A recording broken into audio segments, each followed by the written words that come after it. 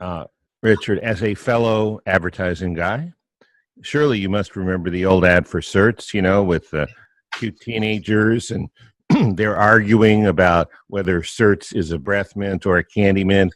Yes. Then the announcer comes in. They never did resolve that question, though, David. I don't think they didn't, but the announcer said it's a breath mint and a candy mint. It's 2 mints in one is what it is. Two mints in one. And I have to tell you, even today, people online are wondering what the hell are they talking about. I want to know how they packed both of those things into one mint. But yes, Richard, in your own way, you've got a similarly rare distinction. You're a copywriter and a novelist. Could you tell us, what do novelists know about storytelling that copywriters don't? Most copywriters, I think, could use some improvement in this area. And the thing that most novelists know about telling stories that I think most copywriters don't is that you've got to have three main ingredients. It's sort of like the molecular compound that we know is sugar, okay? You got to have carbon, you got to have hydrogen, and you got to have oxygen. Yep. And when you're telling a story, you've got to have character, you've got to have conflict, and you've got to have change. You got to start with a character, somebody who has certain characteristics or personality traits, and those traits, those characteristics usually involve some kind of a flaw or a failing or a yearning of some kind, something that person needs to be complete. And as a result of that yearning, they get into some kind of a conflict.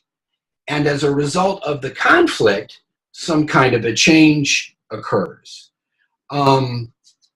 The best example of this is something you talk about certs being familiar, is the Charles Atlas ads that used to be in the inside back cover of every comic book in the world. And they may still be there. I don't know. I haven't looked at a comic book in about 40 years. So, but when you and I were growing up, that was in every single comic book. And it's just a perfect example of character, conflict, and change, because it starts out by establishing the character of the protagonist. He's a 97-pound weakling. He's shy. He's timid. Even his own girlfriend makes fun of him and says that he's not a real man. And because of this personality, that invites a conflict. In other words, a bully comes along and deliberately kicks sand in his face. So the two of them have a conflict. And of course, our protagonist is embarrassed by that conflict because he can't do anything about it. So that causes him to change. Character, conflict, change. And the change is that, guess what? He buys the Charles Atlas bodybuilding. He builds up his body, and he comes back. Now he's strong. He looks like Muhammad Ali all of a sudden, and he beats up the bully.